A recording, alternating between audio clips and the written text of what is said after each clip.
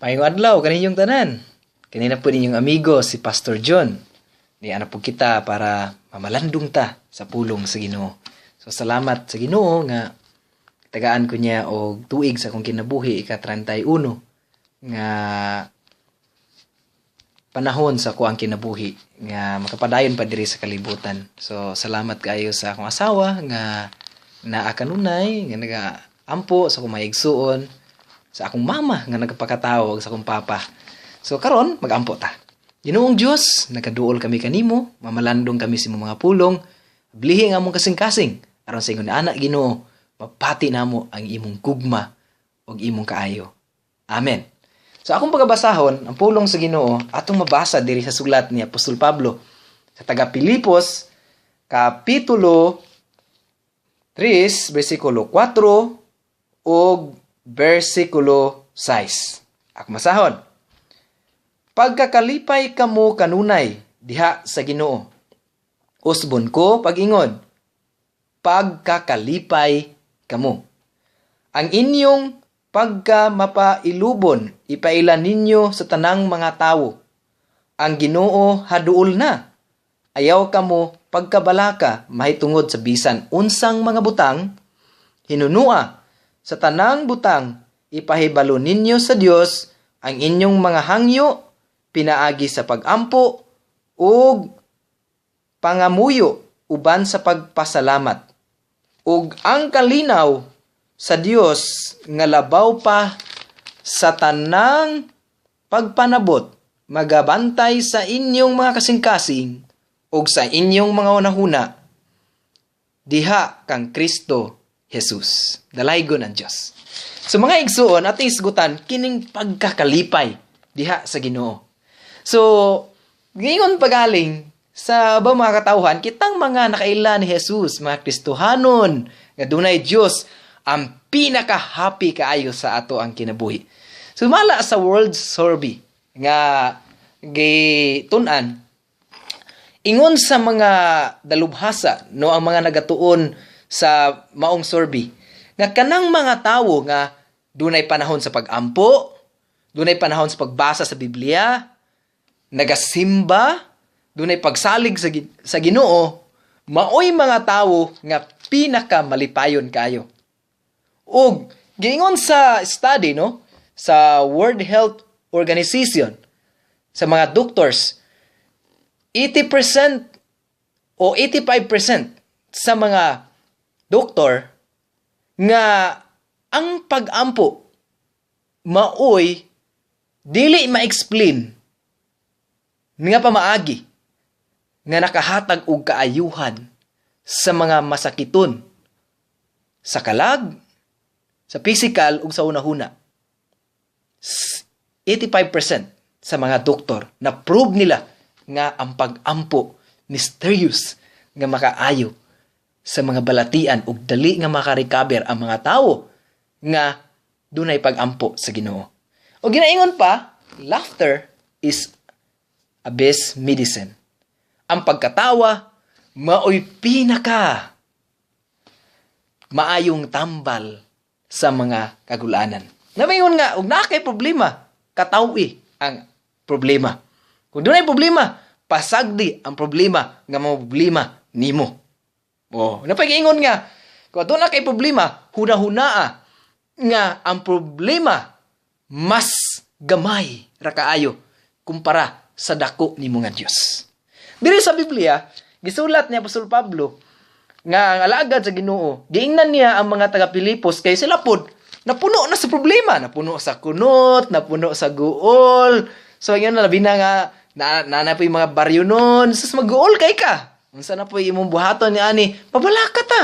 Balaka sa mitabo si mo anak, wala ka unsa na po imo nga sa po mahitabo ani. Takang kitag mga kabalakan hantod nga dili na lang ta makatulog. Napuno na lang eye bags ang atong mga mata. Nagdayon pala natong higda kag upot no na. So unsa na po kaya akong ibayad sa akong utang, nanaputi maningil karon, nanaputi loan. So sana po ni payad sa balay, unsa pa nga ani daghan kay makapagubot sa tong kasing-kasing nga makapapugong nato nga dili ta mahimong malipayon nga bisan batan-on pa kay ta. Tan-aw sa tuwa, mura ta 100 years old. Gipasan ato ang tibok problema sa kalibutan. Ingon diri sa pulong sa Ginoo dapat mahimo tang happiest, no? Sa kalibutan. O sa survey pod nga ako nabasa bago pa lang nga ang mga tawo nga nagapuyo sa United States of America, sa Europe, mas mga tawo nga magulanon kaayo. Bitaw. Kadiha sa Pilipinas, bisan og magsud-an lang tag ginamos, makapang ngutlo og udlot og gamuti, mga kaon og gamay, wa kay daghan kuan, malipayon ka. Pero diri, sagaran ang mga tawo gagukod sa trabaho. Muna nga, luoy gani kayo ang mga Pilipino natin. Pero, bisan pa man ni nana, sa conditions tong kinabuhi, na kay kwarta o wala, usahay man po, daghang kwarta, magulanon man po sila. Yun, wa po kay kwarta, malipayon po sila. Pero ang tinuod yun nga source sa kalipay, naa sa ato ang Ginoo. Yung padiri, paglipay kamo, kanunay, diha sa Ginoo. Paglipay kamo diha kanunay sa Ginoo, asa? Diha sa Ginoo. Usbon ko pagkakalipay kamo. Sumuna nga ako sa akong kinabuhi, sige ko ka ng katawa, smile.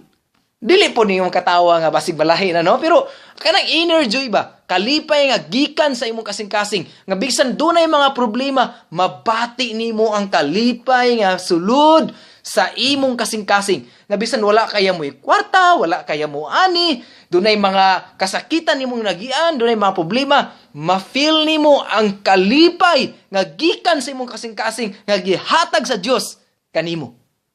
Ingon ana ang kalipay nga gikan sa Ginoo. O ingon pa diri, sa inyong mga mapailubon, ipaila ninyo sa tanang mga tawo. No? Kaning pagka mapailubon, di ba? Kanang makadungog ag mga sulti nga sakit, o na magsulti sa imo nga sakit, usahay dili ka kapailob. Self-control. Tagaan ka sa Ginoo og self-control. Na usahay kung di ta makapailob, gubot, away, sumbagay. Yun ana. So, di ta kapugong sa tuang mga gibati. Init ka atong ulo. Di ta kapugong nga naisulti sa tuang sakit. Nganong yung gingana man ko. Nga dili man ko worthy ang nayon. Usama sa nakaminos siya. Kung gusto siya away, away! O atak! Ana. So yun na to sahay. Makig-away ta.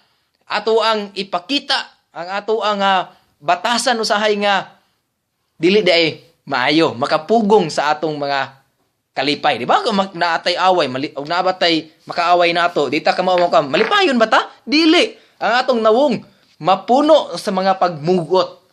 Munang ingon diri sa pulong sa Ginoo, padayon pa sa verse 6, ayaw kamo kabalaka mahitungod sa bisan unsang mga butang. Nawalagi, dili kita mabalaka mahitungod sa bisan unsang mga butang. Di ato nakabalakan pa diri.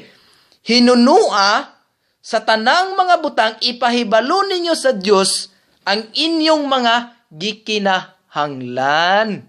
Sumaod ay na, dili taangay mabalaka, kundili atong ipahibalo sa Ginoo. Ginoo, nanginahanglan ko ani Lord.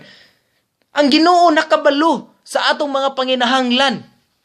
Na siya ang atong Dios. Ingon siya, I will provide your need. Ayaw kabalaka, ihatag ko kanimo ang imong panginahanglan. So ingon pa diri sa Ginoo, ipahibalo. Kinakabalo siya sa kasakit nga imong gipasan. O kita, nakabalo ba taon say mahitabo ugma? Wala. Wata kabalo, mahitabo ugma, pero ang Dios tuan na siya didto. Nakabalo na siyang daan. Kung unsa ang mahitabo sunod adlaw, nakabalo na siya unsay mahitabo 2016. Nahibaw-an na ni unahan mo na nga kita, ipahibalo lang nato. Nausahay kay kita kung aduna tay problema, na atay makagul-anas tong kinabuhi, ang atong solusyon tanduay, inom, diskuhan sa paningon ana, mga kahilayan. Dili na maoy solusyon sa tuang kinabuhi. Napareha na ana nga nag-away ang mag-asawa. So, ang bana ni adto sa iyang kumpare. Ningon sa iyang kumpare, pre, nag-away mo sa mong asawa. Ingon po iyang kumpare, ay, naidaghang bayad diha, pre. Alis di na. No, tanawa. Imbis nga, masolusyonan, dili na noon. o dili. Kung imong buhusan sa imong problema, mao ang ingon nato inom o daghang mga tao inom nimo si inom ka problema inom na lang pus lang way nagmahal pakamatay na lang ko ana nadungagan na nimong problema sa imong kinabuhi dili gid na mo'y solusyon daghan kay usahay nga magpadalata sa atong gibati nga atong Ginoo nagahulat lang just pag-ampo sa Ginoo padiri ampo ipahibalo ang imong mga kagulanan mga kasakit kay ang sa pagduol nimo sa Ginoo, pagpangamuyo nimo sa Ginoo bans pagpasalamat, tagaan ka sa Ginoo kalinaw nga gikan sa Dios nga labaw pa sa tanan nga dili gayud matugkad sa atong mga hunahuna ug magabantay sa imong kasing-kasing ug sa inyong mga hunahuna diha lamang sa tuang Ginoong Hesukristo. Kita nimo na? Nga tagaan ka sa Ginoo kalinaw nga dili gayud matugkan og naa lang sa atong Dios. So igsuon ko mga mahal nga kaigsuonan, mahal kay ta sa Ginoo. Unsa man atong problema, duol ngadto kaniya. Be happy. Ihatag ang imong mga kaguol sa Ginoo. Itugyan niya kay siya nagmahal kanimo. Salamat o God bless.